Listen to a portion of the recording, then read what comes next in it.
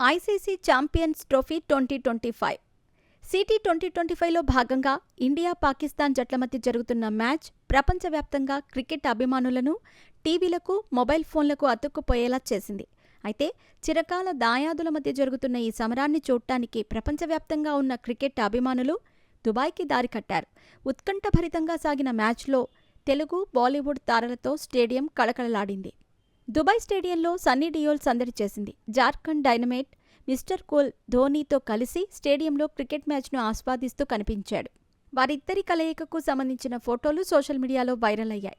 దర్శకుడు సుకుమార్ తన ఫ్యామిలీతో కలిసి మ్యాచ్ను ఆస్వాదించేందుకు వెళ్లారు. తన భార్య తబిత, కూతురు, కొడుకులతో కలిసి మ్యాచ్ని వీక్షించారు. ఇక మెగాస్టార్ చిరంజీవి కూడా దుబాయ్ స్టేడియంలో ప్రత్యేక ఆకర్షణగా మారారు. వీఐపీ గ్యాలరీలో దర్జాగా మ్యాచ్ చూస్తూ క్రికెట్ గేమ్ను ఆస్వాదించారు. నారా లోకేష్ కూడా స్టేడియంలో మెరిశారు. అయితే వీరిపై మాజీ cricketer Ambati Rayudu controversy comment చేశారు. పాక్ భారత్ మ్యాచ్ అంటే టీవీలో ఎక్కువ కనిపిస్తారు, వేరే మ్యాచ్ల్లో కనిపించటం తక్కువ ఉంటుంది.